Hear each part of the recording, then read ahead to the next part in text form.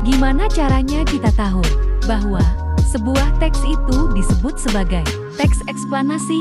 Yuk, kenali pengertian, ciri-ciri, dan struktur teks eksplanasi beserta contohnya. Apakah kamu pernah membaca teks tentang proses terjadinya bencana alam di media cetak? Jika pernah, itu merupakan salah satu contoh dari teks eksplanasi. Nah, memangnya apa sih teks eksplanasi itu? Pengertian teks eksplanasi, apakah yang dimaksud dengan teks eksplanasi? Pengertian teks eksplanasi menurut para ahli.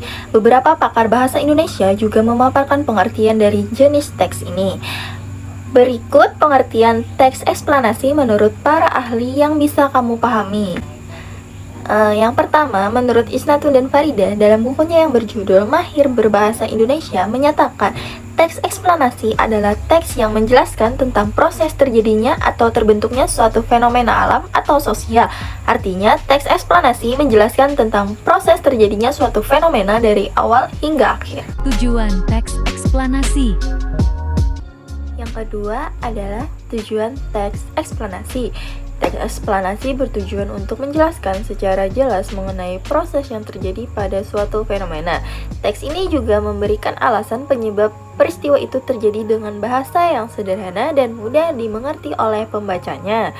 Lalu, bagaimana ya caranya kita tahu bahwa sebuah teks itu disebut juga sebagai teks eksplanasi? Yuk, kenali ciri-ciri dan struktur teks eksplanasi. Selanjutnya adalah ciri-ciri teks eksplanasi. Ada beberapa ciri-ciri teks eksplanasi, antara lain adalah: pertama, informasi yang dimuat berdasarkan fakta faktual. Kedua, hal yang dibahas yaitu suatu fenomena yang bersifat keilmuan atau berhubungan dengan ilmu pengetahuan. Ketiga, sifatnya informatif dan tidak berusaha memengaruhi pembaca untuk percaya terhadap hal yang dibahas. Struktur teks eksplanasi. struktur teks eksplanasi. Sebuah teks bisa dikategorikan sebagai teks eksplanasi jika memiliki struktur berupa pernyataan umum, urutan sebab dan akibat, dan interpretasi. Kaidah kebahasaan teks eksplanasi. Adapun dalam menyusun teks eksplanasi perlu memperhatikan kaidah kebahasaan berikut ini. Yang pertama, menggunakan kalimat pasif. Yang kedua, menggunakan konjungsi kasual dan waktu. Lalu yang ketiga, terdapat istilah ilmiah.